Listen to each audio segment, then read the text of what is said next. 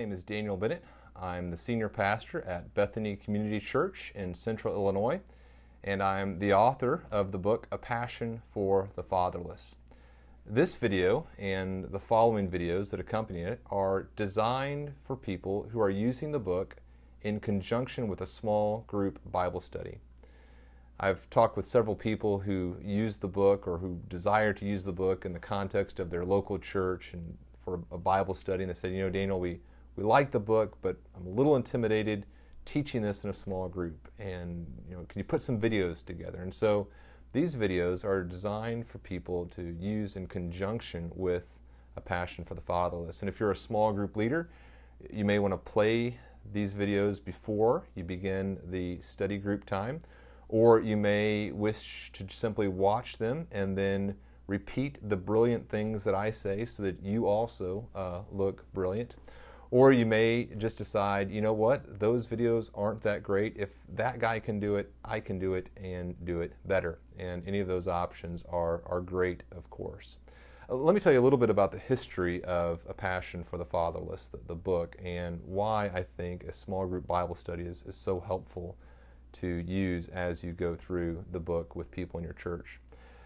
It was in around 2005, I was serving as the family pastor at another local church, and some people came to me and they said, Daniel, we're working with foster kids. They're in our home and they're going through some tough times.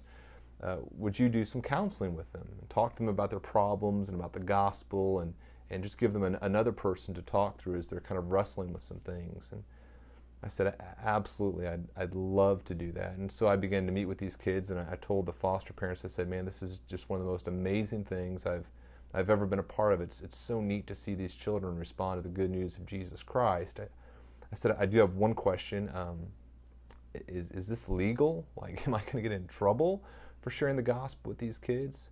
They said, no, absolutely not. This is totally legal. They encourage us to involve these foster care kids in our lives, and that includes the church. And then I said, well, then I guess in that case I have a second question. Why aren't all Christians involved in something like this? Or why aren't more of us? And they said, that's what we would like to know. And so from that, our church began considering how we might be involved in caring for orphans.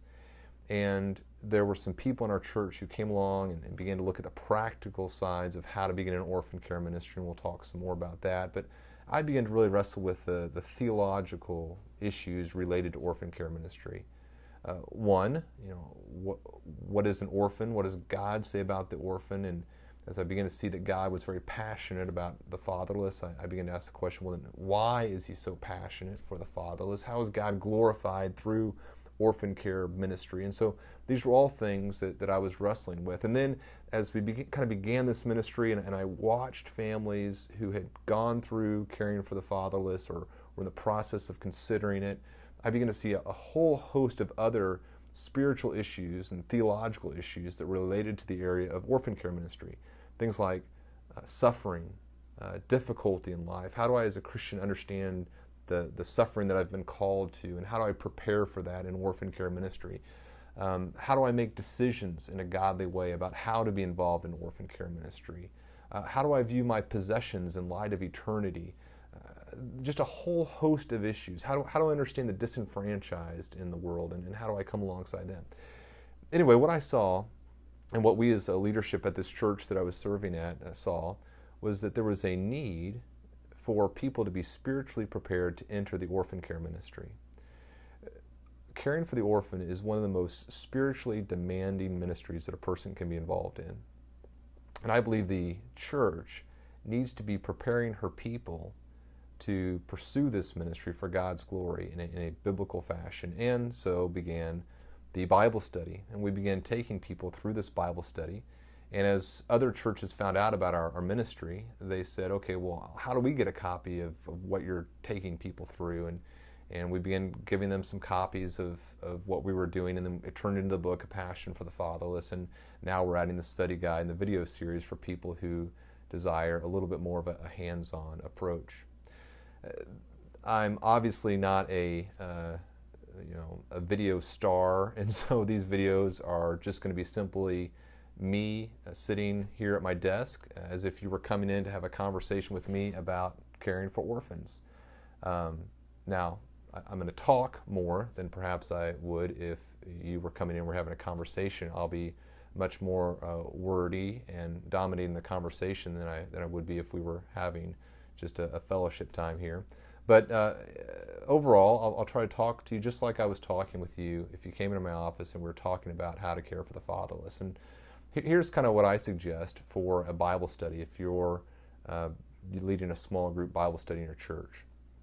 First of all, I would suggest making sure that if you are the leader of the group, that you've read through the material in the book that's being covered in that study. And you've thought about the people in your group and how the issues in that chapter, that section, relate to the people that you're ministering with. I'd also make sure, if you're able to, that you have some people in the group who've been involved in caring for the orphan in some way. So for example, maybe you have someone in there in the group that has fostered a child or has gone on a mission trip to an orphanage, or someone who's worked with international adoption. So there are some people in there that can ask some good questions of you, of the resources you're going through, and can be a resource for the other people in the group who this is all new to. I'd encourage to make sure that there's fellowship times that are part of this Bible study. You know, maybe you begin with some cookies or some sort of snack item, and just kind of some time of conversation, how people are doing. And then as you kind of begin to have conversation and develop fellowship, there can be much more openness as you share things. I also wouldn't let the group get too big. You know, if this turns into too big of a group, people can kind of get lost and some of their questions can't get answered. And so I'd keep it at a manageable size. And I'd also encourage you to make sure you get through the material that you kind of deem as essential for the people who are in your group. But at the same time, I'd make sure that you allow people to go off on tangents sometimes. And that's not always a good idea, but when it comes to this area of orphan care ministry, I find that some of the questions that people have are so good that you can spend some time on some subjects that maybe you didn't think that you were going to spend time on, but are relevant in a lot of different areas. And so it's not really a waste of time to cover those, and that's one way to do it. If you decide to use these videos in the class, I'd show them kind of toward the beginning. I'll just kind of lay out some of the key concepts from the chapter, then you can go back and after I'm done with my filibustering at the beginning, you can talk with people about some of the concepts from the chapter that you deem helpful, go back and maybe unpack some of the things that I've said, and then answer some of the questions that are in the study guide or read some of the scripture passages. I hope this is helpful. I'm really excited about this ministry, and I hope that God is glorified through you and your church as you develop a passion for the Father.